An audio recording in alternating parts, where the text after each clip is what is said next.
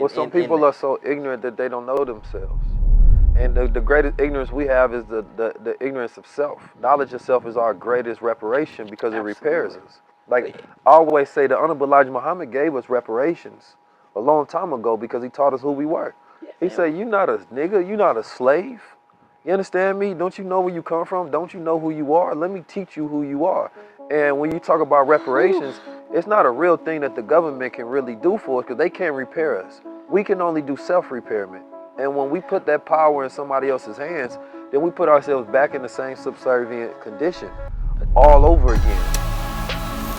19 Keys, and this is high-level conversation. Tap in with the guy. Peace, family. It's 19 Keys tapping in, and I'm here for another high-level conversation. Today, I brought you a billion-dollar conversation. Billions with a capital B.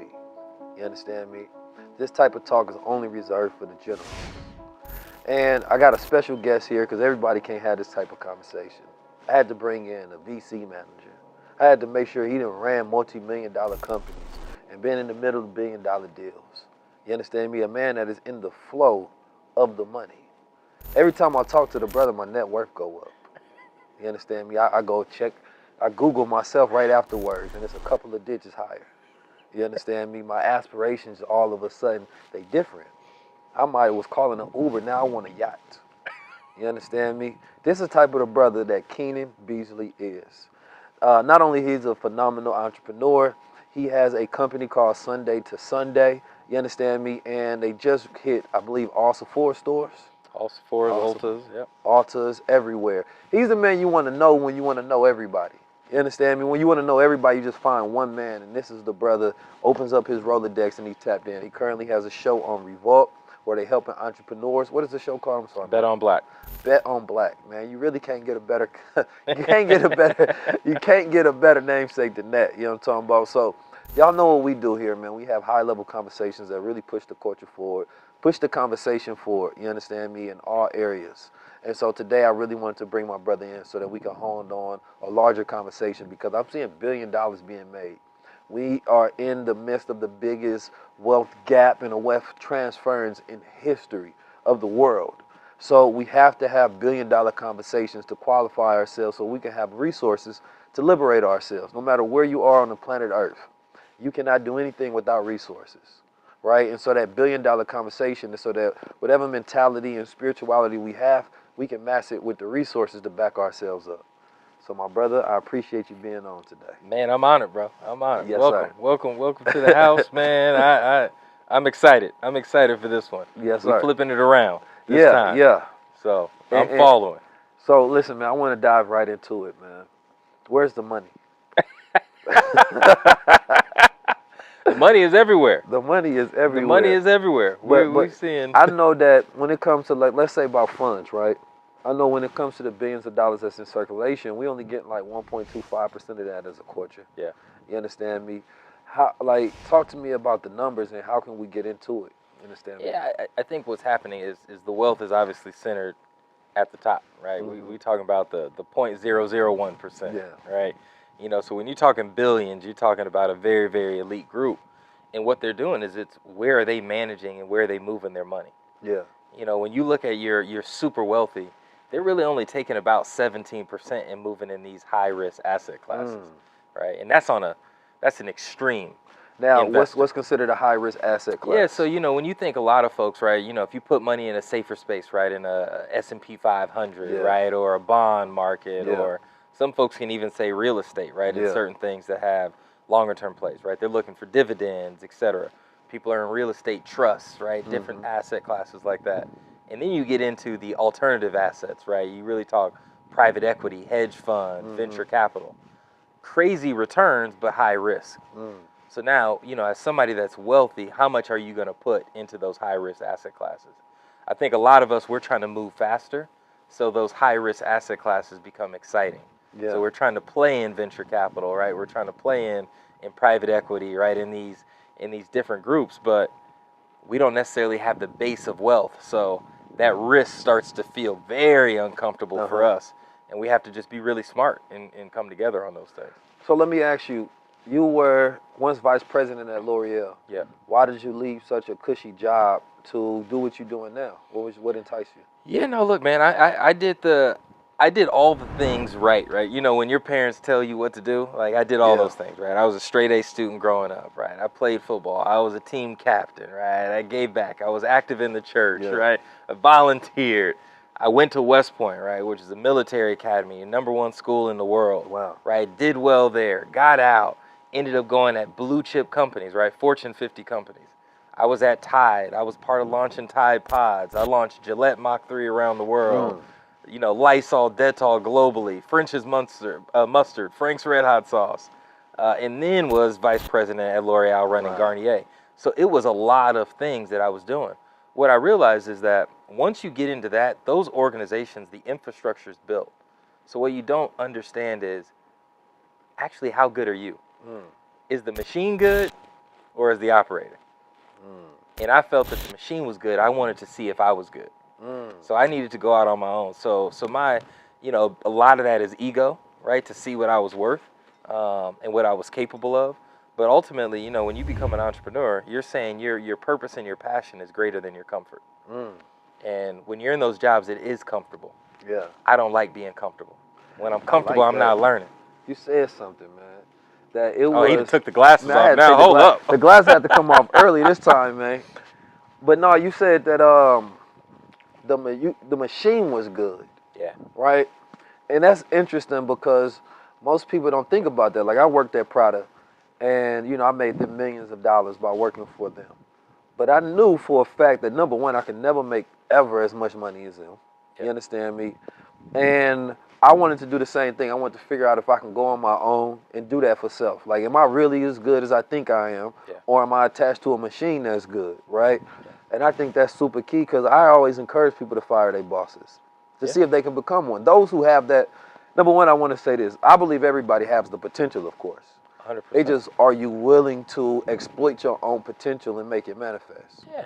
You know. Well, it's hard for, you know, a lot of people, they want to sit there and look, and I'm hard on employees because I was an employee, right? But I think there gets to a point where an employee is like, well, they not paying me what I'm worth. Right. How you know what you worth? You only worth what somebody's willing to pay. Yeah. You ain't in control of nothing. Yeah.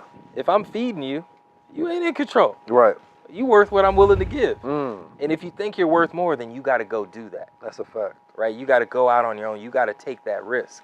Because what happens at these larger companies, there was once a founder that had to build something from nothing. And they built a machine that scaled, right? You know, we're going to go into it because we got to talk about the Waltons, right? When we talk about Sam Walton, undervalued, right? I was just about to get there. Yeah, we talking about a guy, you know what I mean? Like one of the greatest entrepreneurs that we've seen. Right, wrong, and different. It doesn't matter how people feel about it, but that's something that started as an idea that now is the third largest employer in the world. You got the Republic of China, Department of Defense, and Walmart. Wow. 2.5 million employees. Wow. What we talking about? So he built a hell of a machine. Now, yes, he needs operators, but that thing is running. Yeah. That's why they can hire and fire. Yeah. So you don't know what your value is necessarily there. It's just what that machine can afford and is willing to afford. They could change that model like that. Frankly, what they're paying is being generous. Yeah. They being nice. And we don't want to accept that sometimes because that hurts a little bit because we want to feel like we're valued, and we are. But if you really, really got that in you, you got to go test that. Go get uncomfortable and see what you could build. Well, what about the people who are on the other side of the conversation that say, well, they bringing in billions of dollars. Surely they can afford to up the wage that they pay another $5 to $10. Yeah, it's not charity. We talking about capitalism. It's not for charity, right? Like the wealthy didn't get wealthy by being generous. Like, you know, I had a guy tell me, you know, it was one of the richer guys I've ever interacted with, and I was asking him why we don't see, you know, the creators of culture, right, and black people obtaining this level of wealth. And he said flat out to my face, I've never met a black person as greedy as me. That's what he told me to my face. I have to accept that because that's real. We are a generous people, right? We are a community-based people. We love one another, and so we want to share. We want to do things. We want to win together. A lot of the folks that are at the top, what are you seeing? They up there by themselves. Yeah. And they don't feel bad about it. So with the Walton family, because I think that When I studied the Walton family, it was more so just looking at the statistics of who's the richest family in America, right? And that's the Walton family. And I was doing my wealth standard, and I was basically studying how each race and each group builds their wealth, right? And of course, the family dynamics is always connected to it, right? That's one of the missing keys in our culture is family, right? And you know, the Walton is the Walmart family for those who are not familiar with it. And so I remember walking through Walmart one day, and I'm just looking at all of these products, and some of these products have last names on them. And I'm just thinking, like, each one of these products is feeding somebody's family that owns it. Now, we consumers of it, right? But we not producers. You understand me? And we not prosumers. We don't produce what we consume. Correct. And so we got an issue on that side because you could be walking down those aisles or in our own stores and seeing each one of these products representing a family's last name industry. 100%. You understand me? And I think that that's probably one of the bigger things, whether it's the Colgates, whether it's the Hennessy's, whether it's the J.P. Morgans, right? Like, all of these things are immersed in our culture, but it represents our money going outside our culture. You understand me? For the most essential and basic needs, things that we need to take care of ourselves is feeding somebody else's culture and making them wealthier and wealthier. And it's like the blueprint that they've set up is the fact that they're showing you, like, family is the key here. Well, I think, I mean, whether family is the key, I think what you have in each one of those families is you have someone that was a disruptor, right? And someone that was an earner, and the rest of the family was willing to follow that. Talk about being an earner for the family. Yeah, so I think there's always a lead, right? I think we've gotten caught up where everybody wants to be LeBron, but it's like, you got to look at what he has. Like, there's one LeBron. Yeah. LeBron managers who more people should try to be, because there's only one LeBron. Well, it's find out who is the LeBron, and then support that person. So do you think the average family has, let's say, a LeBron, but they're LeBron? Absolutely. Yeah. Absolutely. There is one, and we got to pour into that, and that defies generations. Yeah. Right. And you have to strip your ego out, because someone's going to get onto something and be the catalyst to move that family out of that socioeconomic class. And it just takes one. Yeah. And then we got to rally around and support it. So I think we've seen that LeBron, and we're willing to support the athlete, right? It's not hard to find somebody to drive you to practice, to cut up oranges and get you the little Capri Sun when you play in a game. Yeah. But when you want to start that company, you start looking around. Yeah. That's where's the support? We'll pour thousands of dollars every year to get somebody in the AAU for a pipe dream. But we won't put that thousands of dollars in to them to learn coding, take coding classes. We have to flip the model of what success looks like in our culture. And I think sometimes we think it's the fame, instead of actually the success and the infrastructure. Right. See, and that's key, because I look at the mafia family, right? A lot of people, like, let's say, I always prefer to refer to our culture, but really I'm talking about people in general. When you look at that, it's like, those mafia movies, they had family code, right? The mob was families coming together, right? And protecting each other and doing business with each other. But instead of people taking that model of the family model, they took just the criminal element, right? And inspired towards that. But the most important thing in those Scarface movies and those mafia movies and Godfather was the family. He had a son that studied law, right? A person that become a banker, a person that get in politics. And they rally around the central ideas that have pushed that family forward. You understand me? So that they can become controllers in their industry, not just for now, but for like 10 to 20 to 30 years ahead. Let's simplify it, right? There are people that make money, and then there are people that manage money.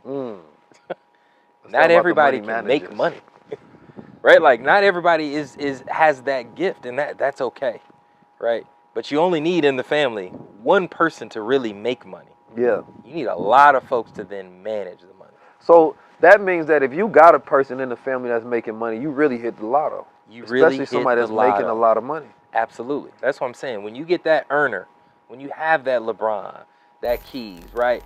Hopefully that's seen as me, right? Whatever that is in the family. You definitely the guy. Right. Well, then what we need to have then is who is helping to manage that money. Right. So when you look at some of these great families, right, the reason why these names keep passing down, right, and you see the generations of the Rockefellers, right, of the Kaufmans, of the Waltons, etc. That still came from one earner. The rest of that ecosystem was around protecting that money and growing it. those are money managers. Yeah. They didn't have to bring in fresh dollars. It's hard to grow what we call AUM, right? If you're in the VC space, right? Assets under management. Yeah. That's tricky, especially when you start from zero. But once you have it, now there are lots of systems, right, and schemes within the financial market to now manage that money. How do you get into becoming a money manager? Being a money manager, I mean, one, those are just classes that people can take, right? To be a wealth manager, they make 1% of the wealth that they manage, right, and grow. So that's folks going to school. Most of them get MBAs, and they go and do that, and they go and work at, pick a fund, right, a family office, an investment firm, et cetera, right, a Goldman, right, any of these types of companies, right, where they're doing that. And those are money managers. You have money under your management? Absolutely. Yeah. Absolutely. Let's talk about it. Well, the money that I have under management. What we saying? What we getting into? How deep we going? But no, I mean, anytime you've made money, then now you need to manage that money, right? And you're trying to, one, preserve it, right? So, you know, when you think about things, when you look at inflation, right, or just your value of your dollar is less every year. So that means you need to be doing something. You need to be moving it more so that it grows. That's a fact. If not, you're going to lose about 25% of your wealth every generation. Yeah. Nobody rich wants to hear that, right? Because the idea is we all want to pass it down to our kids, right? We want that to continue to grow. So now that's why you need an ecosystem to manage that money. Yeah. That's a lot of people. There's a lot of roles there to grow that. Yeah. But so somebody still got to make that dollar. So let's say, all right, there's somebody in the family making money. Now, everybody else that's looking at that, how do they start setting up their roles to be in support, right? So somebody becomes a money manager, right? And then, like, I had an idea, right? Because I know for a fact, because, you know, I study blockchain technology. Absolutely. In blockchain technology now, they create methods and ways where a person can manage the family's money. And you can connect it to these secure wallets where everybody has a key. And the only way anything happens in and out that is everybody who has that key that's connected to this vault agrees to it. Yeah. So it's transparent. It's trustless. Nobody can steal from each other. Everything has to be permission-based. Yeah. So the idea was that if one person understands crypto, let's say, right? Then they say, well, listen, this is what I've done with my portfolio. I'm able to get 10%, 25%, 50% returns on a yearly basis. I'm ready to start managing the family's money, right? The family can now pour in 20% of their earned income, right? Everybody puts their money into this one vault. I will send y'all a report of what I'm going to manage. You understand me? What I'm going to invest in. You can agree to it or not. If there's no agreements, we don't manage it. We don't invest in it.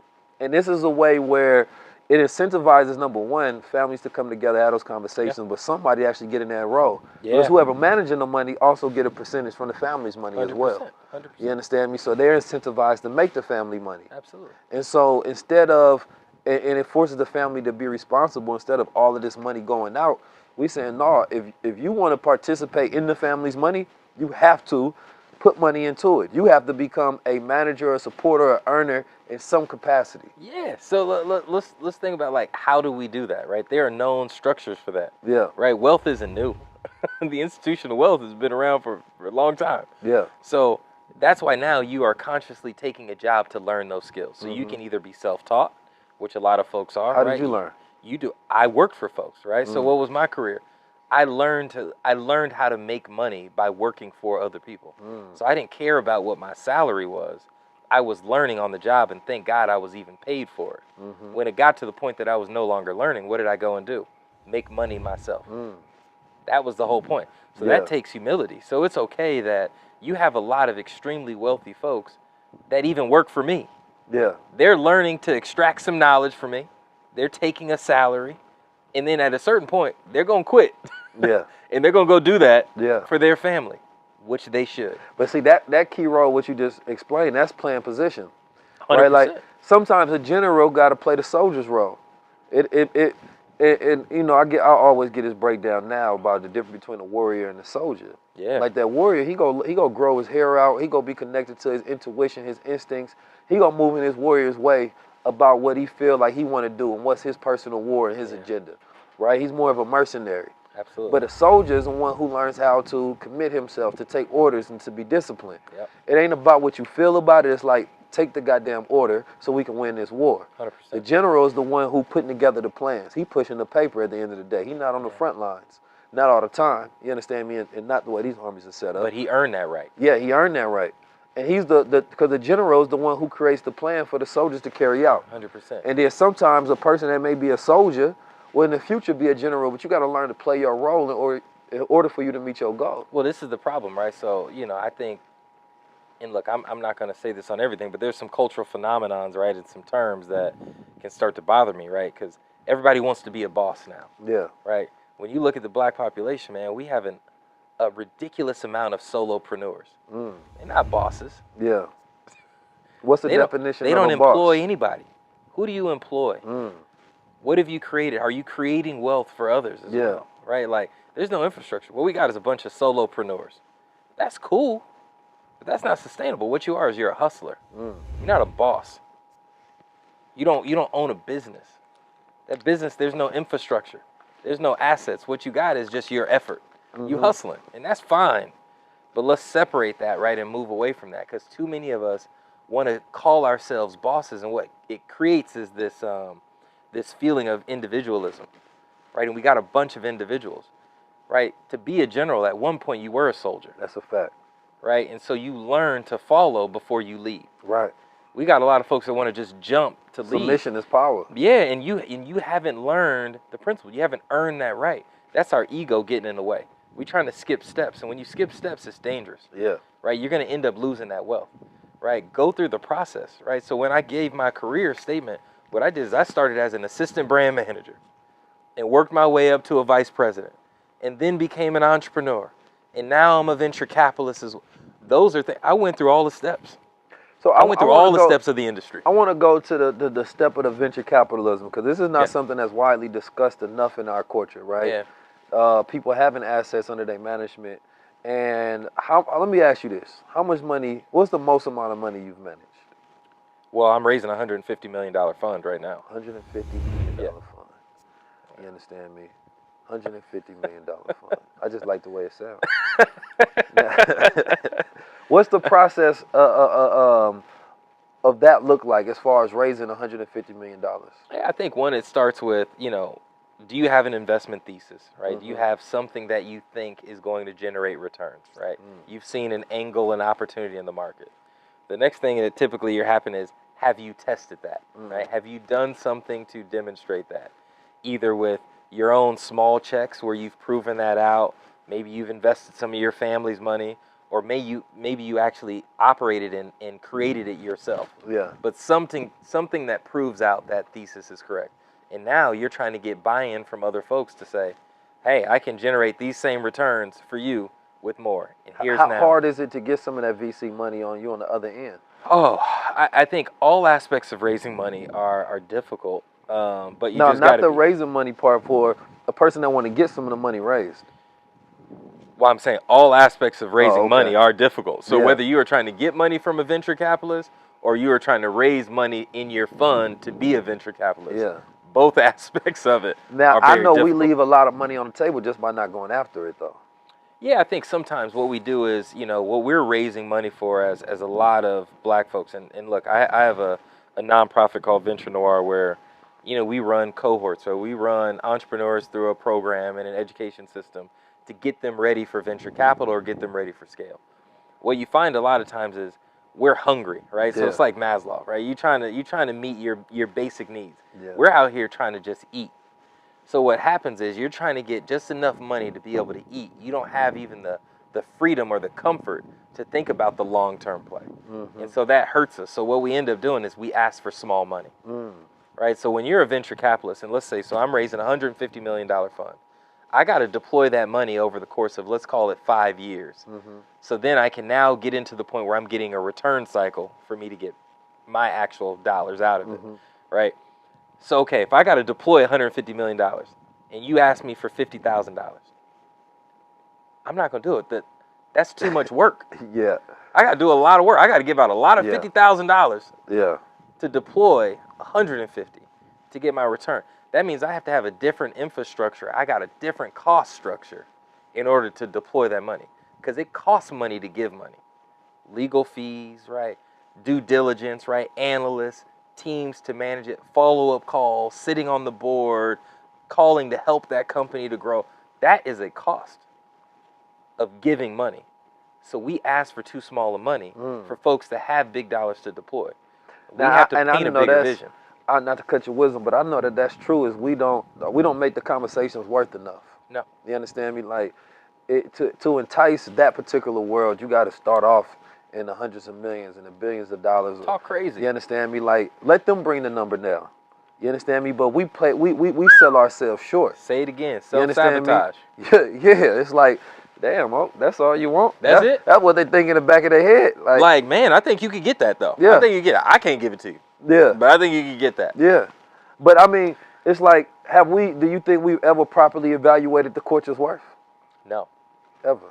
And to be real, that's because we haven't been in control of the investment dollars to even do that. Right? So, again, you're worth what somebody's willing to pay. If we've never asked for it, we start the conversation off small. Absolutely. It's like if they got a treasury where it's like, all right, we got $100 million in here, but every time they come in here, they only ask for 500,000. You understand me? So it's like if we're never forced to go with a larger number, we never will, and we're always going to negotiate them into a corner by comparing contracts with the last contract or the last person we gave. Yeah, I mean, here's the thing, right? You know, venture capital is a space about crazy returns, right? So people are, again, if I can make 12% just by investing in S&P every year, okay. Yeah. I'm doing well, right? Yeah. Like, there's a timeline. So if I'm going to invest in you, which is a high risk asset class, which we've already talked about, I need you to paint a picture of something that outweighs all the other ways that I'm making money. But let me ask So you you this need to come with crazy returns. So, but let's say there's a lot of businesses, black businesses specifically, that's on the market that do very well. Some making $1 million plus per month, Absolutely. right? Organically, right? They doing it just through their good business acumen, and 100%. we talked about this before, brilliance versus excellence, right? That we have the brilliance to come up with these systems, super creative models. We got great market viability, organic reach, and 100%. traffic, but we don't properly know how to evaluate ourselves. You understand me? Where we can get 100x on the evaluation by understanding how the system works. Well, that's painting a picture to what the growth is, what the upside is, Yeah. right? So the role of a venture capitalist is ultimately to get into a deal at its lowest value when you can see a clear pathway to exponential growth. So if you're doing $1 million today, but in your plans, you're telling me that you could be $100 million in 5 years, in 10 years, and I believe that, I'm going to discount it. I'm going to say maybe it's 50.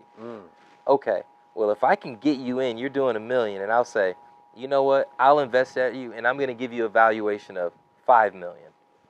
5 times what you're doing today. Right. But that's because I see the 50. Right. So now I didn't come in. I got my multiple there because I'm banking on you. I'm willing to stay in that deal long enough to see you get to 50. But you got to paint the picture for me of the 50. What we do is we come in and we say we're doing $1 million, in sales, and we want to talk to you a lot about that. We don't want to give you the vision for the 50. Give me the vision for the 50. Get me excited. Whet my appetite. Make me drool a little bit. Yeah. And then tell me, actually, I think I got a Billy right here. Yeah. I'm letting you come in. I'm giving you an opportunity to get a piece of this because I'm growing like a rocket ship. Yeah. So let me talk about evaluation then. What would be a great piece of information for small businesses? They do got a great track record. They're very profitable. They got good growth. They got scalability, but most don't know how to evaluate their company. Well, again, right? Like valuations are made up, so I'm not gonna, But we don't want to get rid of that yet. We want to make evaluations too. Yeah, but I'm saying valuations are made up. So what we're buying is the story, right? Yeah. It's a factor of what your growth is. But where's the provability in an evaluation? Yeah, let's go through some of the fundamentals, right? Okay. So one of the key things that you want to be able to do is what market are you in? Is that market growing? Yeah. How much of that market do you have? Okay, your right. market segment, Now you start to get into unit market economics, domination, right? So if I'm in hair care, and hair care is a $800 billion. Well, let's make up numbers, right? Yeah. It's $100 million industry, and it's growing at 7%. Awesome. Okay, so it's 100 million a day. It's gonna be 107, and it's gonna keep growing. Awesome. Today, I got 1 million of that market. Here's how much it cost me to capture that.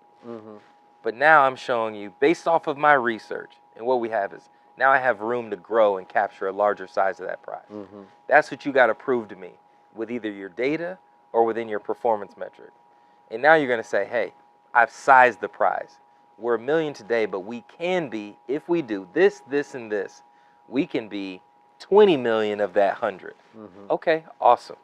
Now I'm going to do my diligence. I'm going to pressure test you on that. But at a certain point, I'm going to be like, all right, I buy that story. Yeah.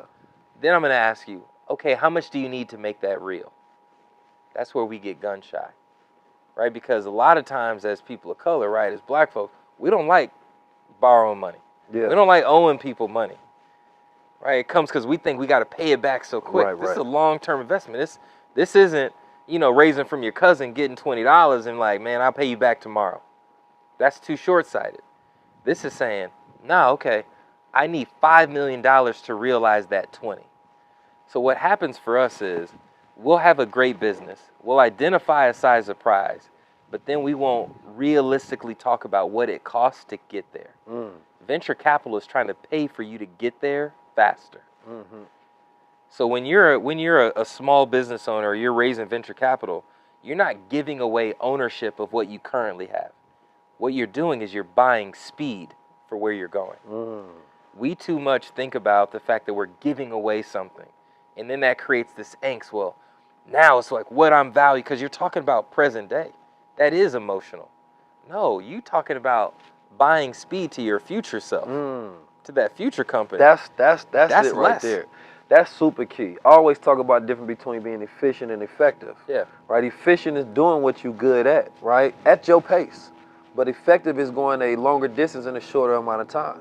Yeah. You understand me? So the money, the resources that come behind you allow you to be more effective. Yes. Now, we had a conversation about, we got helicopters over here. They listening too. That's it. I don't know. They spying on us. That's Keenan personal helicopter. We got a helicopter That ain't me. here, Look, we're going to tell them to subscribe to your channel before they come up. They can't listen to this yet. But listen, so we got this 2053 cloud over our heads, right? Where they say we're going to have 0% assets in America, right? And basically, Black America ain't going to have no assets under management. No wealth. So my whole thing is, well, all we got to do is actually have assets to change that reality. Now, in order for us to get there, to catch up with anybody else is what we really need to look at. Because even if we have some assets, but everybody else 100 years ahead of us, that's still at the bottom of the barrel. So we have to be more effective than everybody else, and especially with our business acumen. Yeah. It's like I talked to you before about the fact that, when it comes to the venture capitalists and when it comes to that world and people who are in the conversations of hundreds of millions and billions of dollars, oftentimes our culture is thinking too small to have their time. You understand me? And I was like, well, if we don't get individuals like yourself that have knowledge to parlay onto the culture, then it's never in our algorithm and we never have it. Yeah. So it's like we have to bring more people that have access and knowledge to give us that, to make us more effective. Because it's like I look at blockchain as an ability to where we can have super growth cycle, right, in our culture. To where it's like, we talked about this a little before the cameras came on, is that we got 1.6 trillion spending power, right? Now, we got this financial literacy movement, right? Individuals like myself and UIL, Marshall Trapp and Ian and a multitude of other individuals. And we fighting, but we gonna barely make a dent in that unless our media is supersized. Yeah. It becomes the most important thing to our culture. Yeah. We overtake rap industry and entertainment overnight, and everybody listen, does their homework, and execute. It's like everybody just become good students and good kids all of a sudden. Yeah. Right? Yeah. But we know damn well that ain't about to happen. Hey, I don't know. You guys are doing a great job. Overnight, we need a wealth drug that people take. You understand me? Where they pop one and all of a sudden they start paying attention and executing and gaining assets. So beyond that, we got to have a super cycle. You understand me? It's like fundamentally, if we look at it, if our $1.6 trillion is going out of our community, our net worth is continuing to go down. We have more debt. We have less assets. You understand me? And so we're not becoming more valuable. Then every other community, we talked about this, should be giving us thank you letters. Yeah, I mean, look, I think Like, there's a number of ways to approach it, right? Black I History think Month should be celebrated by everybody at this point. it really should, right? We've made a lot of people rich. I think, look, you know, and I always say, you know, black culture is America's greatest export. So Oh my I mean, God, that absolutely. just You can say that is again. what it is. But here's the thing, right? Like we put some of these things out, right, that I feel are distractions. Right? When we talk about closing the wealth gap, I don't know any super rich black guy or woman, right, just black person, that has made money and hasn't made money for a bunch of white people. So the idea of closing this gap doesn't make sense. Now, if you're a disruptor and you're doing things right on blockchain, DeFi, right, in these aspects, you now are creating, you know, different infrastructures that don't require white people on those. So now you can achieve wealth without making money for a white counterpart. I get that, right? And that can happen. And that's because they're always going to make more than what we ever make. Always, because they own the infrastructure. Right. So what I'm focused on right now is let's close the quality of life gap first. Let's get us into high earning jobs and living comfortably. Right? We haven't felt that. It doesn't matter what happens. And this is why the work that you guys are doing is so brilliant, because when you're teaching financial literacy, you're teaching us to first live within our means and get comfortable within that. So now we can start to run the plays that are available in a capitalistic society like America. Because all these plays are available for everybody. Everybody. But what happens is if you don't have the disposable cash, right, if you are living above your means, it doesn't matter what you're talking about. You spending all your money on name brand clothes, on blah, blah, blah. So you're underwater out the gate. It doesn't matter. So when I look at what's going on right now, man, and I spend a lot of time in the middle of the country, we're in places where, you know, Kansas City, the household income of a black family is sub $30,000. Man, a manufacturing job paying $18 an hour now can move them up to $40. That's a significant improvement on their life. We're not talking about that. That's why we have to get into job creation. We're trying to jump to some things, and we haven't satisfied the basic needs of our class when black folks were actually really thriving. We've been thriving and feeling great in our communities when we had jobs. And we were job creators, and we were circulating that wealth in our community. But that's the key of being job creators, because Got to be. even if we get the jobs, it's still, our fate is still in somebody else's hands. In someone's hands. That's the whole thing about voting and jobs. We still are left without power because we're voting for somebody else to manage us. But now when we're talking about some of our innovators and our earners, are we doing things in spaces that are creating jobs? Are we being bosses? They have to. So let's say we get to the point where the point of it is, okay, yes, get the jobs, increase the quality of living. Yeah. They have to have a mindset that's still for the people. Absolutely. Otherwise, they'll get the job, turn their back on them. And then it's the thing about everybody in the family got to be doing good in order for your net worth to be what you think it is. Oh, bro, I'm not talking about anything. None of this is mutually exclusive. This is all and models. Yeah. Right? So you teaching financial literacy is 100% needed. Me creating jobs is also 100% I'm needed. creating jobs too now. Yeah, no, absolutely. No, you're doing it all. I right? want to be in that category. Yeah, but you know what I mean, and you are, right? So Yeah. but I'm saying all of us are doing things, and it's the collective power of all of these things. So it's not one or the other. It's But all you said of this. something before that I thought was raw. You said how many jobs you wanted to create? For me, Yeah. in general, Yeah. I'm trying to create thousands. Thousands. Yeah. Like that right there, I think should be the goal of the bosses in our culture, is how many jobs can we create? Every city that I go into that my ecosystem touched down in, we're looking to create and put a plan in place for 250 jobs. Every city that we touch. Now that's something I want to be the new goal for the culture. It's the minimum threshold for me. Where, you know, we brag about a lot of things in culture. You understand me? But we ain't bragging about payroll. Man, you know, I read a stat. This is crazy, and I hate this stat, but I'm gonna say it anyway. And I gotta validate it, so I know your people are super smart, so they're gonna fact check me. But I'm gonna throw it out anyway. Right? I read something that if you took all the white companies, right, if you look at their revenue and their payroll, they can afford to pay every white person in the country $80,000 a year.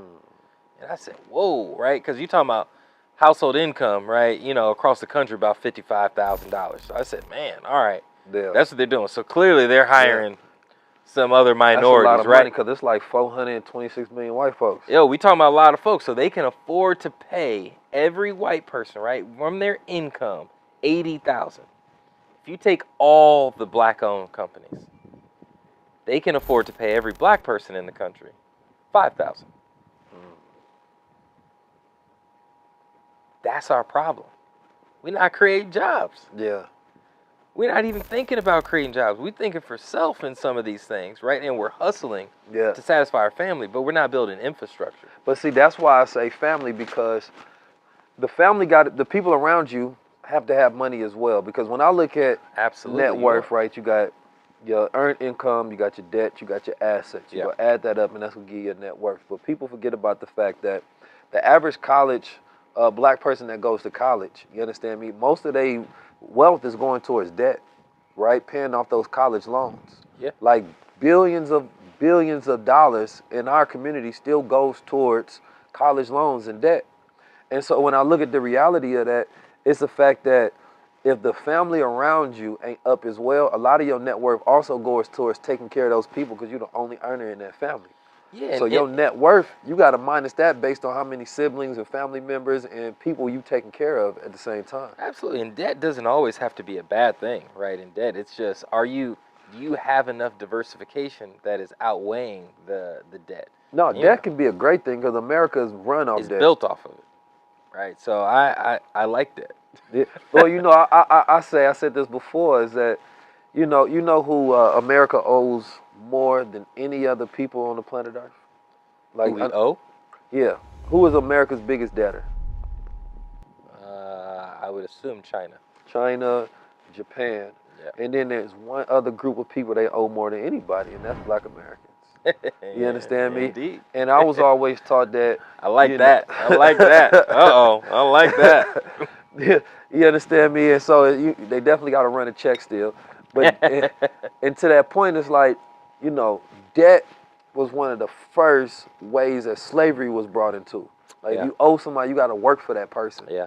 You understand me? And so we really the biggest slave masters, you understand me, of America, but we ain't never collected our debt. You understand me? And we never forced that hand as well. So it's like, before y'all go and try to, they can't pay China, they can't pay Japan what they owe. You understand me? And they can't pay us. And these are the most hostile. You see, they hostile with China. They hostile with us. You understand me? They hostile with anybody they owe money to. It's the same thing if somebody owe you money, you understand me, then you got an issue with them. Y'all got to go to war before you collect that money. Yeah, I mean, and the goal and the strategy is to keep growing. Yeah. Right? And so if you keep growing, you're okay, right? And you figuring our growth rate is going to outpace what our interest rate is. Right. And if you have that, you're okay, right? Yeah.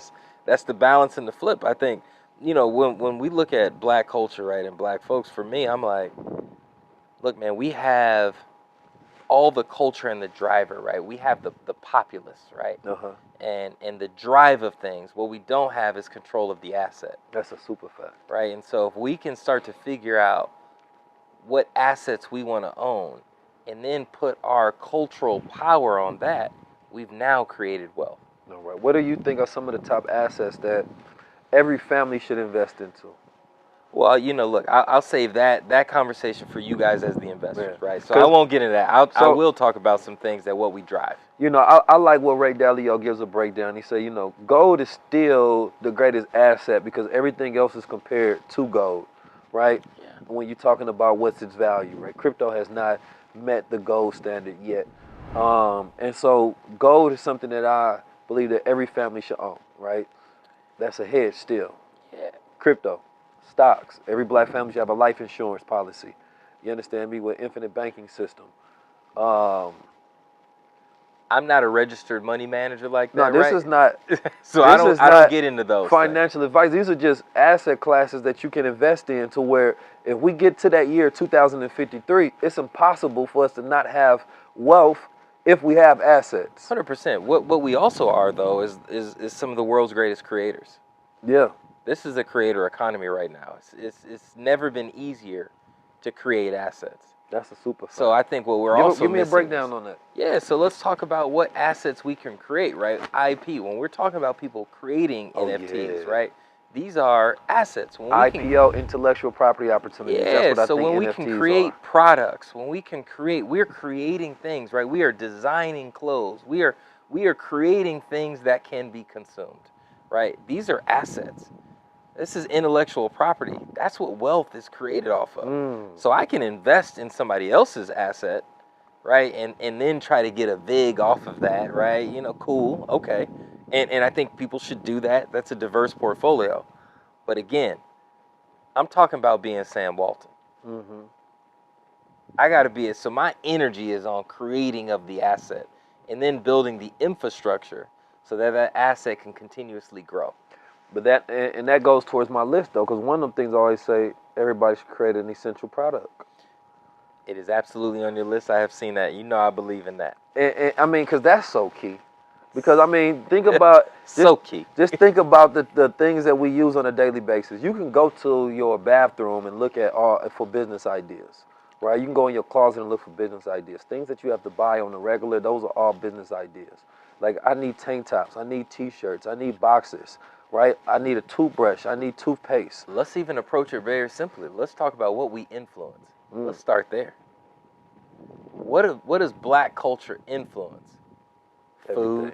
Food, fashion, everything, right? What don't we influence? So that's what we all have to look at. So Yeah. if we are able to influence, then we should own it. Yeah. And see, with that model, what I would add to it is you would take something like a DAO, decentralized autonomous organization. Yep. So let's say that the culture decides to move together as a family, and now you got these business models to where you can make this happen. Yep. Let's say toothpaste, right? Everybody's using Tom's or Colgate's, right? These are families. Yep. Right? So instead, let's say, we got culture paste. I couldn't think of nothing real quick. Culture paste, you understand me? We're using culture paste. And so everybody say, you know what? I like that. That's good. It's fluoride free. I'm rocking with that for those who care about that kind of stuff. You understand me? Then everybody say, you know what? I'm going to buy that for my household. Yeah. And so there's a token the same way there would be a stock connected to it. Yeah. And they say, we're going to do that. Now, they get how many tokens you get governance rights in there. So you get voting rights within it. And then when we want a new flavor or we want to expand, everybody gets to vote on what happened next inside that. And then the owners of that, they get a kickback based on how the percentages of these smart contracts are created. Absolutely. So if the culture is generating billions of dollars from things that we consume, and then we're taking some of that revenue and we're dropping it back into the hands of those who invested in it, that's a circular model to increase our, you understand me, economic authority in control of our own wealth and prosperity. Yeah, I think stuff like that is 100% brilliant, and it can also be simpler than that. It can just be have culture paste and create an infrastructure where now you have the proper supply chain, the proper ingredients to create that, to manufacture that, to distribute that with the right trucking system, the right website, right, the right folks. You have the right relationships with distribution channels and stores. And you're just selling that, and we're buying and supporting that because we buy and support a whole bunch of other things that we don't own. And shout out to We Buy Black, because I know that they got some toothpaste. They are over doing there. a great job. And I'm creating my own toothpaste. I can't tell y'all what it's called yet, but I do got a much better name. That's why I had to swap it out in that moment. It's gonna be amazing. And I'm gonna get Keenan to help me out with You this. know, my brother got great products. Keenan, I know you got Keenan, it's $1 billion idea. Hey, guess what? Almost everybody brushes their teeth. Hey, almost. That's why, look, I love it, right? We talk about a lot of these things. Yeah. You know, I'm a consumer products guy. Because you know what? Everybody takes a shower. Yeah. Everybody goes to the bathroom. I take a shower and the shit. Everybody brushes their teeth for the most part. Almost. We all wash our clothes. Yeah. These are things. This is what I learned through consumer products, man. We touch everybody. So our influence is going to have the greatest impact there because now we have the reach. I love what's happening in crypto, right? I love what's happening in that, right? I love what's happening in cloud computing. But again, those things still aren't at 100%. Nah. We still in the early stages of But it. that's the beauty of it because we can't afford them to be at 100% because everybody else has more money than us to invest in them. No, but I like that, and that's why it's exciting because you can get in early. Yeah. I'm saying there are things that we have distribution of and control of now where we can do things to satisfy now. Absolutely. There are I plays agree to with do that. right now. Because I believe that the best entrepreneurs for whatever new technology comes are going to be the ones that are already using the existing. opportunities and infrastructures and systems. Yeah, we're fixated on some of these new and interesting but still slightly unproven models, which I think is fine, and I think there's a percentage of our time that should go to that. But there is still a lot of unrealized potential in right now, in today. Walmart's doing $400+ billion. Amazon doing hundreds of billions of dollars. Procter & Gamble, $100 billion. Johnson & Johnson, $100+ billion. Unilever, right? All these companies are selling basic goods that are in all of our homes and things that we can influence. Sometimes we don't like the ugly money.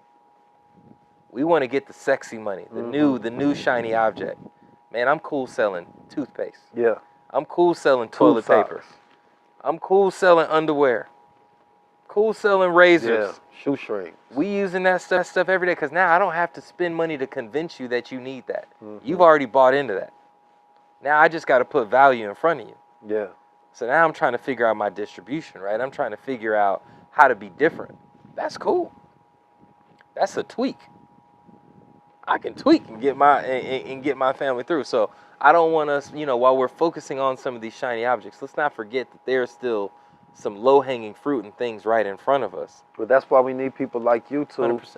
And that's why we having this conversation, because both of them have to be magnified. Yes. You understand me? We Because need both. what I think is that you go get a younger generation that are going to grow up on the new models, and then you got the current generation that's still not using the existing models. Yes. You understand me? And I think those who use the existing models usher in the opportunities for those who are going to use the new ones. Because it's like, right now there's a mom and pop shop that has a restaurant that probably doesn't still use social media, and their sales are declining on a daily basis because they don't want to use new models. Yeah. You understand me? And so, but they had to have an existing model of infrastructure first to improve upon. Right, and that's why there's opportunities in places like Africa, because the beauty about Africa is that they're more primed for these new technologies and industries than anywhere else because they don't have any existing infrastructure. Absolutely. So it's like, instead of bringing over the models that's going out, you just build the new models. Yeah. They don't have to tear anything down, and they're primed to get started ASAP and be the most innovative. But see, even what you're saying there, because I agree with you 100%, that's also why I'm addicted to startups. Right? So all those big companies that I just named, what were they? They were built before e-commerce existed. So what they're having to do now is adjust even for e-commerce. Right? When I was at P&G and I'm leading Tide, man, I remember getting presentations from Facebook as a disruptor. It was shocking to spend a percentage of our budget on Facebook. Bro, this is 2009, 2010. It's not that long ago. And now all of a sudden you'd be crazy to have a plan and not put money in Google or Facebook. Yeah, well, right? Google now. Right. So those companies, right, those big companies, Procter & Gamble, Unilever, right, Johnson & Johnson, their business model isn't fit for what is happening right now. So the cost of them to adjust is very expensive. For you to build an e-commerce first business just makes sense for you. To build a mobile first company just makes sense to you. That's how you would build it. So your infrastructure is now going to look different. Well, what happens from those big guys that are well capitalized? They got to buy your infrastructure because it's cheaper for them to buy than build. Right. That's an opportunity for us right now. So there's billions of dollars in value in just doing that. And that's super key, because and that's what it's about. As long as we take every one of these models, right? And then you have the mindset to do what with the money. Correct. So that becomes the question, because I think that we brilliant enough to figure out this excellence to where we can be consistent over time while creating systems and consistently building up our dollars. Because I'm looking at what this generation is doing, and we're only growing, evolving now. And we go figure this thing out. And right now, the way we figure that out is by giving each other access to each other's knowledge and saying that, look, you're doing good over there, but this is the piece you're missing to 10x to 100x that.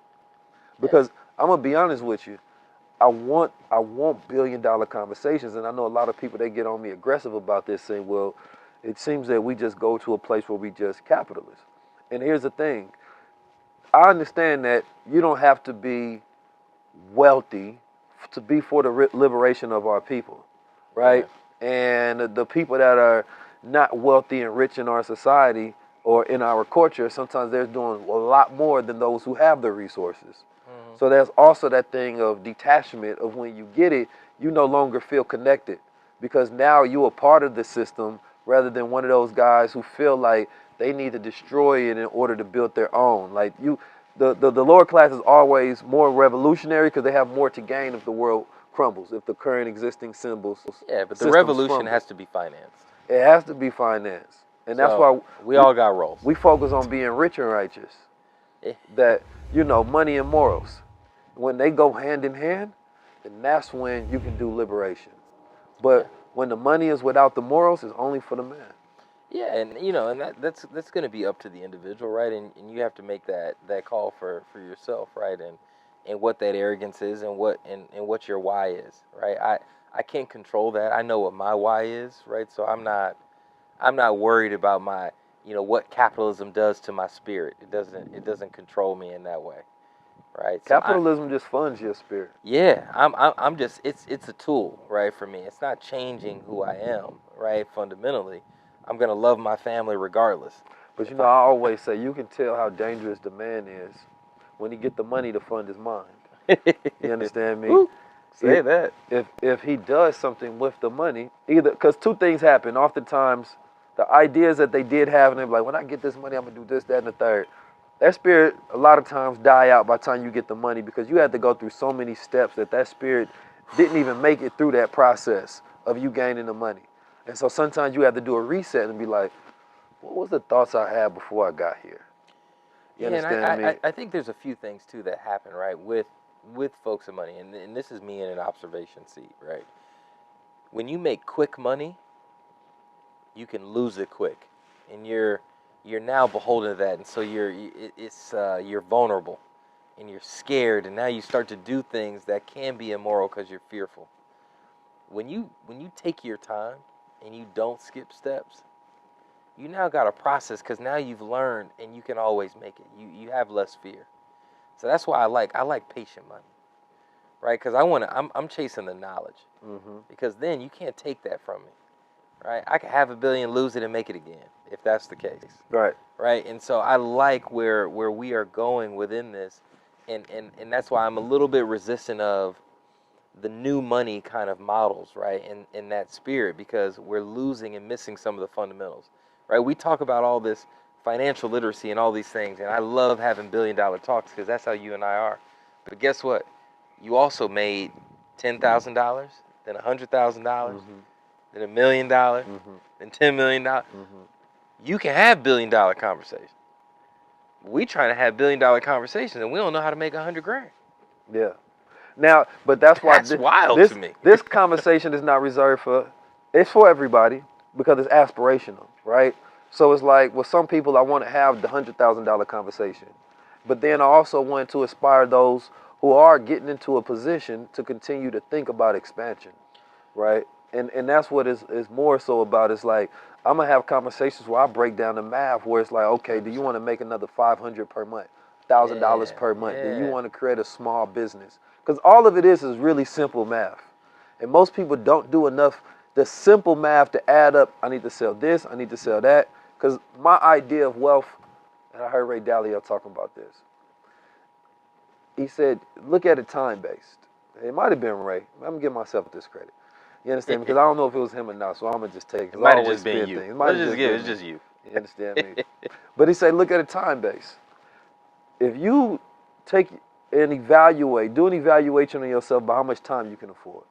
So look at all of your bills, whatever they come out to on a monthly basis. If everything stopped right now, how much more time could you afford? 6 months, a year, 5 years, 10 years? That's how wealthy you are, really.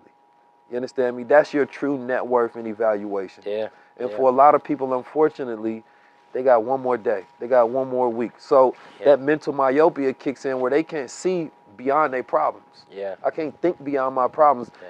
When I had a case that I was fighting, I couldn't think of my future till I was certain that I'd be free. Absolutely. You understand me? I couldn't plan beyond my problems. Yeah. And so, absolutely, the conversation has to scale up. So where it's like, can we think about on a smaller scale, how do we just start building farmer markets to try to, help the conditions and the realities with food deserts in our neighborhood. Let's talk about that, because you're dropping real game right there, right? So how do we get to that in a practical sense? We need to push our living and our expenses down low enough to create a little bit of that freedom. Right. So that's fine if what you're making is 20, 30, 40, 50,000, whatever that number is, 100. The goal is to live off of significantly less, Right. to now start to give yourself that freedom and time to now think for bigger things. Because scale inevitably takes time. Absolutely. Wealth is about scale, yes. which means you need time. You can't do it if you're impatient. That's a super fact. Patience is an asset in this whole game. My uncle got me to start thinking long term, and that changed everything for me. Yeah. He said, y'all talking to all these women, they could, number one, first this lesson was in women. He said, listen, man, them same women could have helped y'all write paperwork and contracts for the city, and I could have showed y'all how to get money. And y'all just want to knock them down and have sex with them. Y'all could be getting checks with them. You understand me? And I say, okay, Gang. Okay, that's that real Oakland talk there. You talking about pushing P. You understand me? Hey, man, rest in peace to my uncle and their dog, man.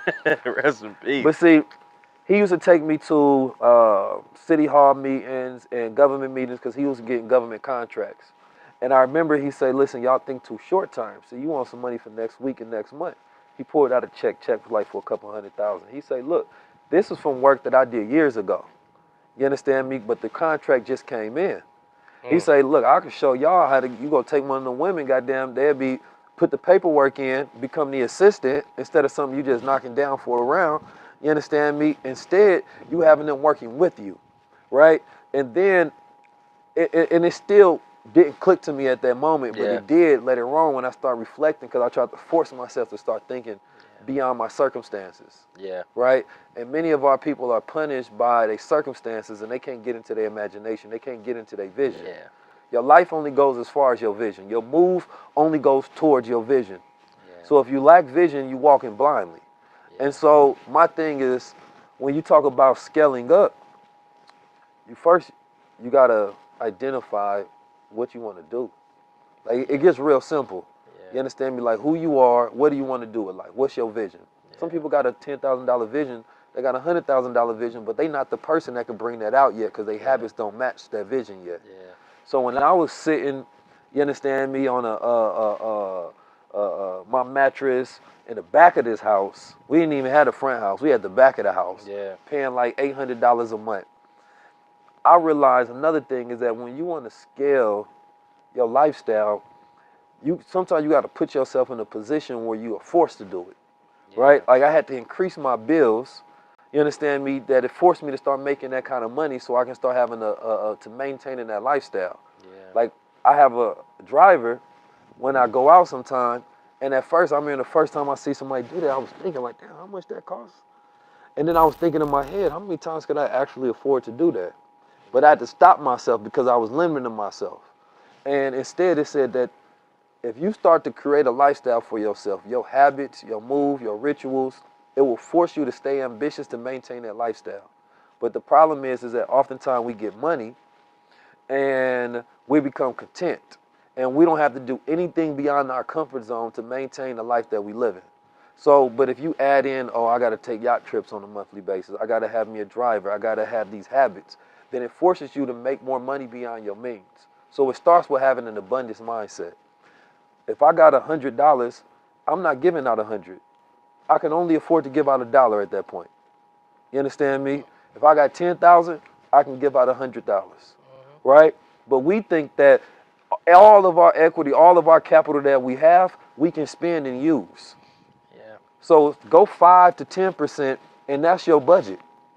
Yeah, I love what you're saying, and I agree with so much of it. And I think, what we're really talking about, right, when we break it all down, is find where your happiness is.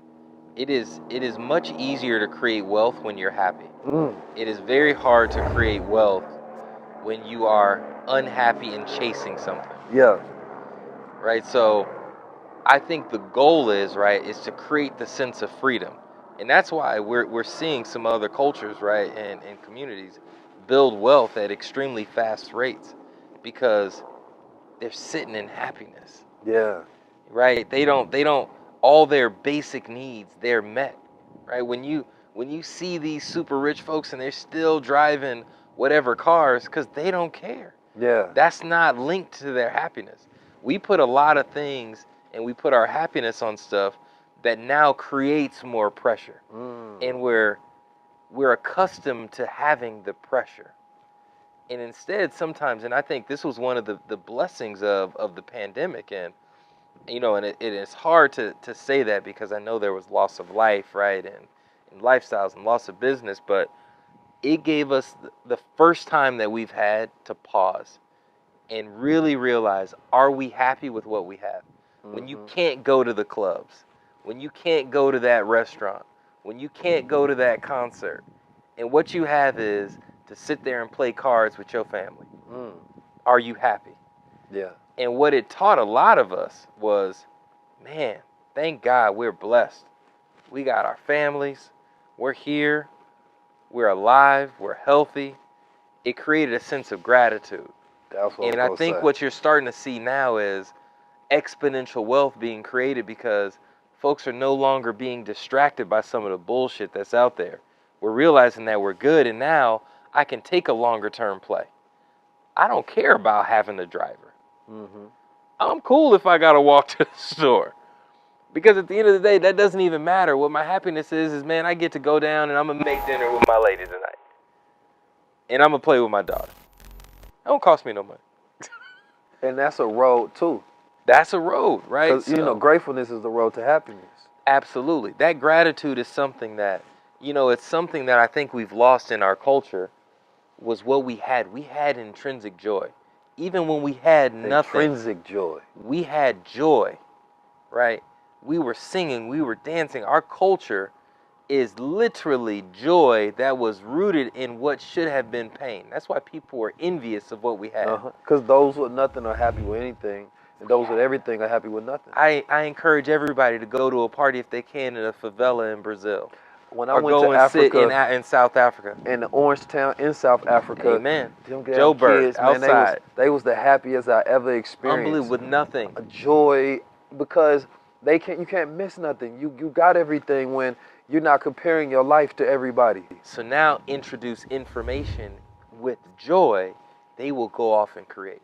We've lost a bit of a sense of our joy because we've now created these things, and because we've been over-marketed to, we've now been distracted and we're chasing nonsense. Those things don't bring me joy. These cars don't bring me joy. It doesn't matter.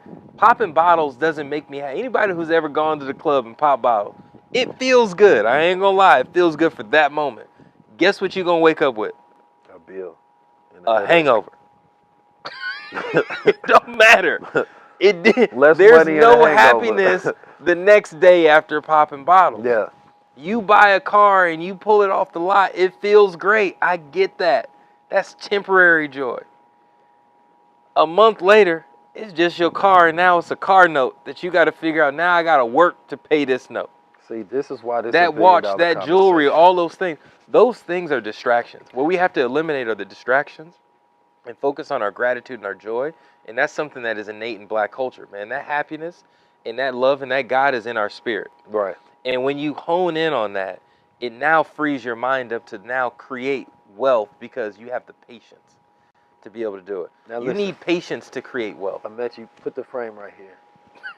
I told y'all this was $1 billion conversation. Money is just energy. You understand me? And when you happy, that's $1 billion.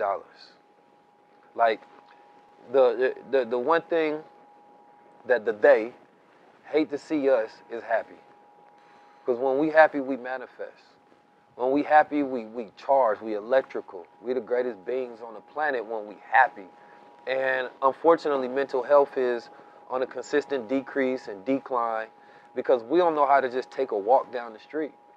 We don't know how to just go to the park and relax. We don't know how to just sit silent with ourselves. And me, I practice being grateful for everything.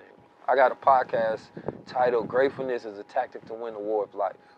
That you can go look at Al Jazeera and find reasons that you would never want to replace somebody else with your life. You understand me? And they wish that they were sitting in your seat with your complaints, because your complaints are somebody else's blessings.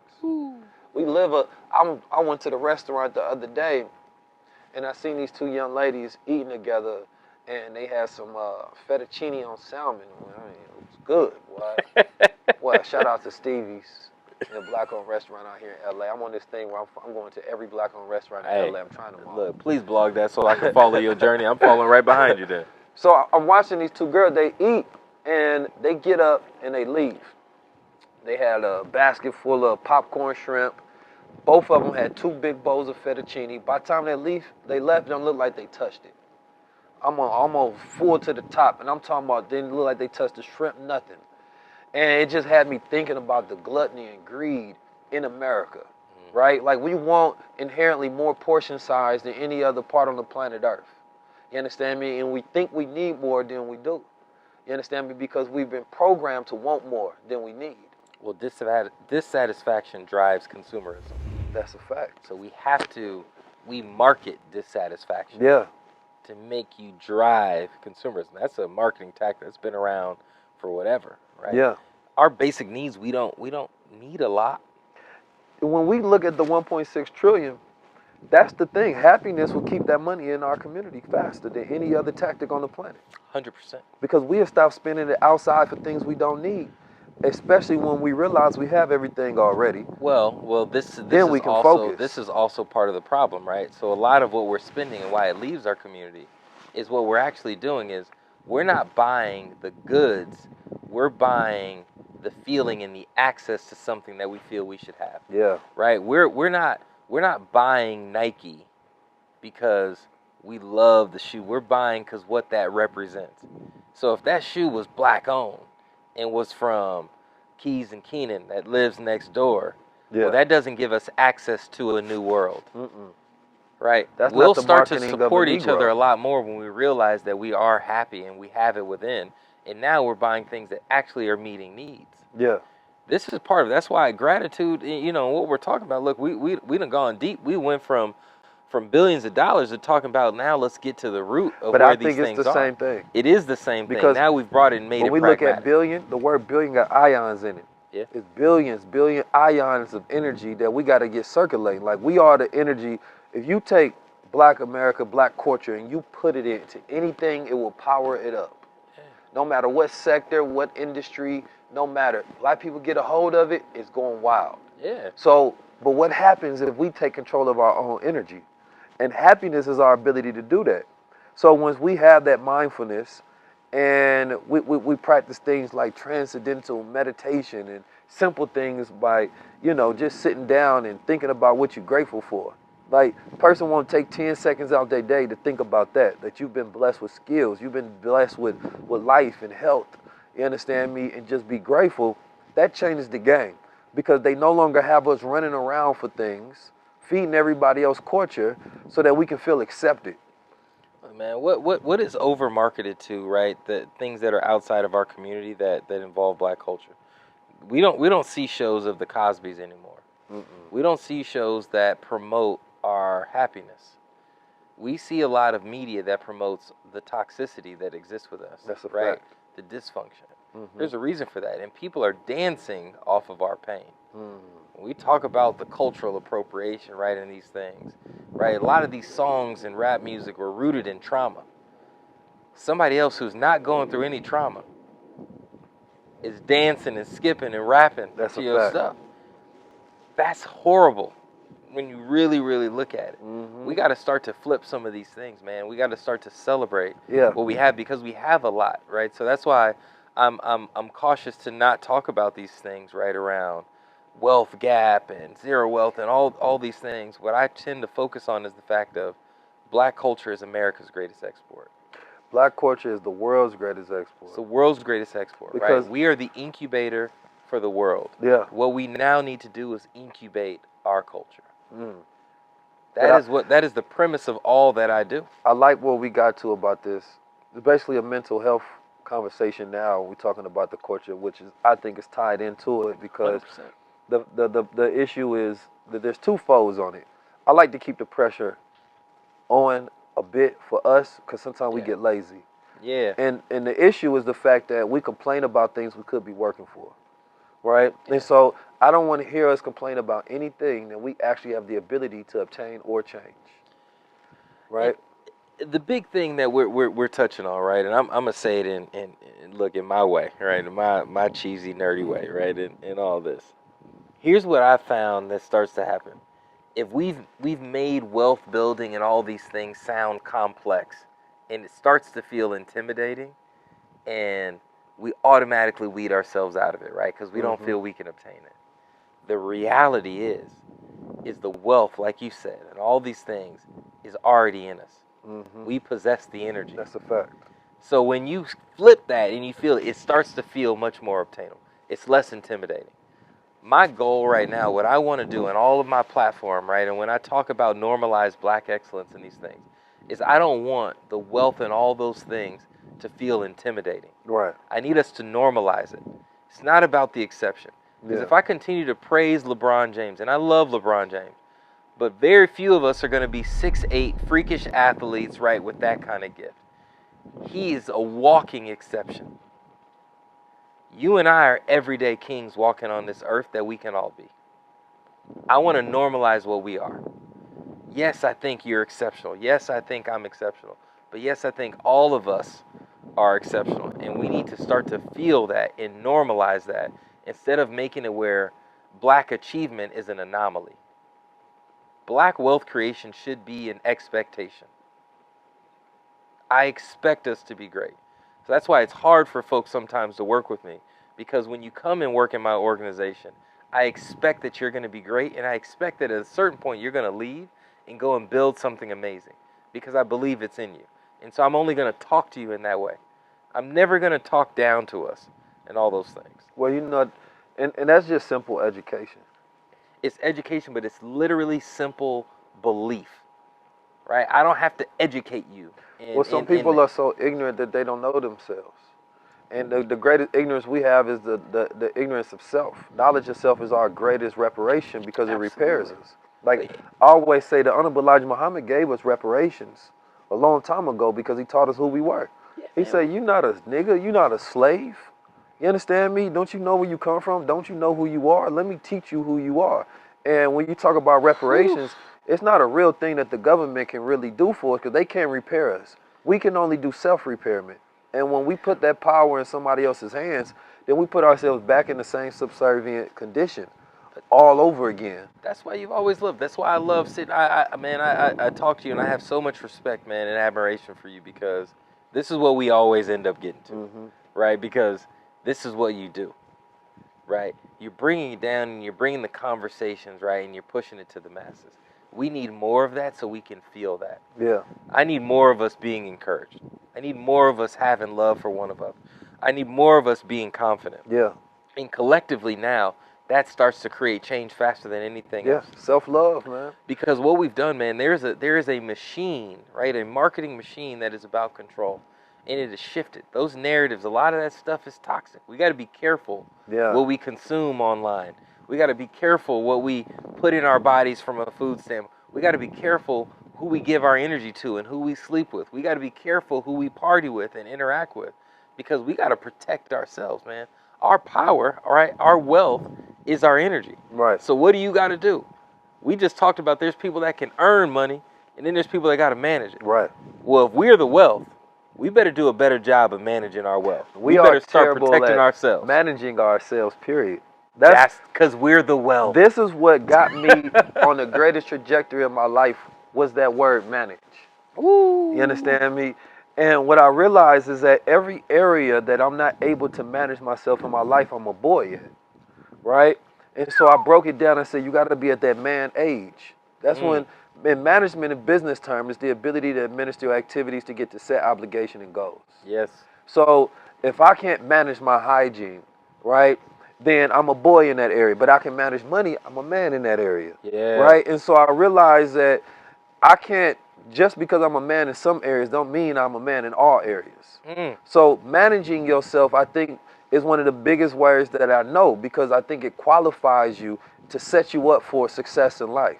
Yeah. And so I have to think, where am I not a good manager, and where you're not a good steward of yourself, that's when you bring others to help you in where you fall at. Yeah, and that's okay, right? There's the humility in that. But man, I love that. I love what you just said there. Right, and there's aspects, because on this journey of life, right, like we're all continuously growing. There's always going to be areas where we're inept, right? The moment we stop growing and evolving, we die. Yeah, Right? absolutely, It's the end of the cycle. Absolutely. So I am on a journey of manhood, right? Mm-hmm. To use your phrase, for the rest of my life. Yeah. And that's a beautiful thing, and it creates a sense of humility. Yeah. And so what that means is sometimes, I have a saying where I'm happy, I'm never satisfied. Right? So I'm always trying to be centered on my happiness, but I'm trying to push myself and stretch myself to grow and to learn, because I'm not satisfied. I'm not there yet. And I like that, where I'm not a man in all aspects of my life. Right? And sometimes what that takes is that's the accountability part, That's right? the What we key, do in our man. crew, right? When we see folks that are still being boys with some of our sexual acts, right, and things that we're doing, or within our financial, immaturity, or within our corporate responsibilities, within our money management, it's okay for us to talk about those things, and it's okay for us to be humble in those moments and be open to that feedback. Because you're better at things than I am. I'm better at things than you are. But together now, we're amazing. That's and I've told protocol. people, I've had a similar prayer, man, since I was a kid. And it literally has gone like this since as long as I can remember. So maybe 5, 6. And it was, if I could take advantage of the opportunities that are in front of me, right? Because I always pray that when God creates a path for me and a plan, I pray that I can recognize it and go on it, right? Because that's an opportunity there.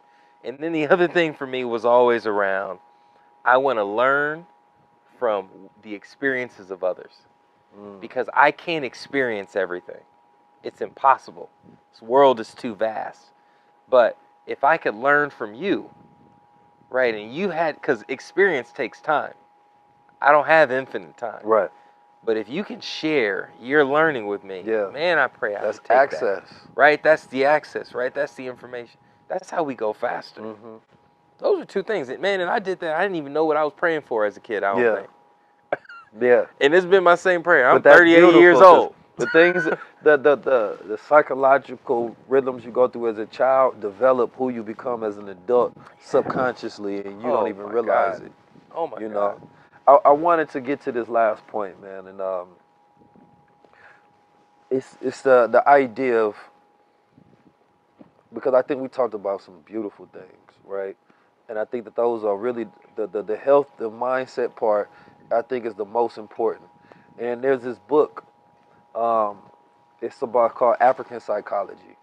And it was basically creating a separation between psychology norms, right? That black people think that, or all people at this point think that psychology norms go for everybody, right? That what's his name, Sigmund Freud. Yeah. You understand me? That his psychology also was a measurement for us, but he didn't study us in that capacity. Correct. You understand me? And so we get misdiagnosed with multiple things. Yeah. And so when they went over there to study psychology in Africa, they seen that we was practicing spirituality, but they didn't believe in the unseen. They only believed in things that they could measure, so they only took the psychology part, right? And so they only studied the mind aspect, the mentalism of it. And so we oftentimes don't add that spiritual aspect in there, because that's connected to what our happiness is. Yeah. The black dream. What is the dream aspect? What would actually make you happy? And so I think about that, because a lot of times we have a Eurocentric and we have an Afrocentric mindset. The Eurocentric mindset is what makes us go for the capitalism, to become the earnest, to have the ambition, to want the house, the materialism. The Afrocentric is a spiritualism, right? Where we steeped in the present. It's the mentalism. It's where we find joy, where we are in joy. You understand me? And that's how we enjoy life.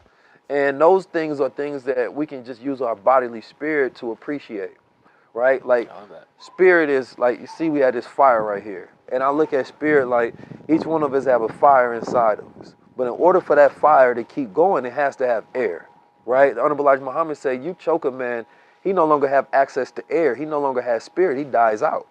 And so sometimes our spirit becomes lit and invigorated. And when I see basketball players, they utilizing their God-given spirit. They have to breathe. Rappers have to have a cadence of breathing. Yeah. That's us utilizing spiritual talents. Mm-hmm. And that's why it gives us so much fulfillment, because spirituality is steeped in the present and it's about expression. Mm-hmm. And so the balance that we have specifically for Black Americans is that we have to learn how to balance out these two mindsets that we inherit by being in America.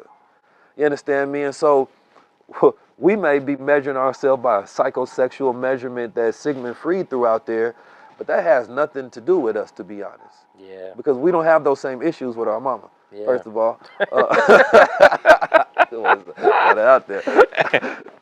But just say it. So we have to, as we get into these positions, we have to be careful when we allow our Eurocentric mindset to completely take us over. Yeah. You understand me? And we're no longer steeped in a culture of values and norms of what we truly cherish in our culture. Yeah. And I think sometimes, because first off, that was beautiful. And I agree with so much of it. And I think, again, man, I'm a simple man. I like to bring things down in ways that I can understand. And our journeys are individual. My pathway, right? My journey to self-mastery is my journey, right? Your journey is yours, right? And I think, again, if we get down and we narrow ourselves down to what is our sense of happiness and stop chasing other people's definition. Define what happiness is for you. And that's why, again, I for me personally, right? And I'm one person that, I try not to give advice. I can tell stories. And I can say what the pandemic did for me, right? In that moment of isolation, it blocked out a lot of distractions, man. I didn't realize how many distractions existed for me until I had that moment of stillness. And I think that's what the power of wealth, because you're able to buy that time to create that stillness. And when you're constantly overextended, right, you're in that rat race, you don't have that moment of stillness to actually be happy and enjoy. Mm-hmm. And I think for all of us, man, we have to figure out what that means for us and create that moment of stillness and find our joy. Yeah. And then build whatever. And I think for us, right, and you and I talking about that is heavily rooted in our spirituality, but that's grounded in us because it's innate in who we are. And then we're going to build wealth from that foundation. But we're really, really clear, you and I sitting in this chair across from each other at this fireplace, where our center and where our happiness is. Mm-hmm. And that's what's unlocking and opening our brains up for so much more. Yeah. And we haven't even seen a glimmer of our potential. Yeah. And that's what's exciting. And that's why I love having these conversations. And that's what wealth building is. That's what these billion-dollar conversations are about. Yeah. So I encourage everybody, let's center ourselves, find our joy, our happiness, and build from there. And see, the reason I wanted to have this billion-dollar conversation, because I wanted to get to this last act. And I know, I haven't created $1 billion, but I put out 1 billion ions of energy. And that's simply by being of service. Yeah. There's no, billionaires that we know traditionally in culture that people look up to, whether it's Elon Musk or Jeff Bezos or Kanye West, that didn't serve multitudes of people. And at the core of business is service. And we have to learn how to be servants to each other. You understand? Because the more people you can serve, right, the more energy that you produce. You understand me? The more energy that you satisfy, right? And in that satisfaction is the value that we create within the culture. And so one of the things that I dislike about our culture is our over-individualism. It's because we don't think in a collective sense. Because when we had rites and rituals, we found happiness in our participation in culture, right? We found happiness in the fact that, I can't wait till I do this rites of passage to become a man or to become a woman or to add to the tribe or the collective. You understand me? And it's reconnecting to that sense of how do I serve the culture, right? Because nobody said the $1 billion conversation was about an individual. You understand me? It's about the culture taking their collective energy and circulating that. Because in the great Reverend Reich once said that, he said, listen, man, spending money is when you have money that goes out. It's not coming back. But circulation is when you have money go out, then it comes back to the point of origin. And so at the key of all of this, we have to make sure that our service is in circulation of our culture, and we have to steep ourselves in the present, but we also have to plan for the future at all times. Because those who plan for the future control the future. And the rest of everybody else is just trying to figure out what they got planned for us. Man, I'm 19 Keys. I'm here with the great Keenan Beasley, and this has been a $1 billion high-level conversation. Make sure y'all tap in.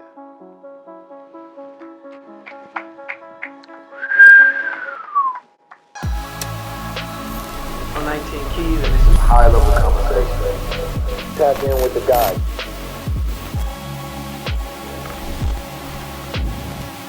That went deeper than we thought. I don't know if Hey. we thought we were gonna go that deep. Hey.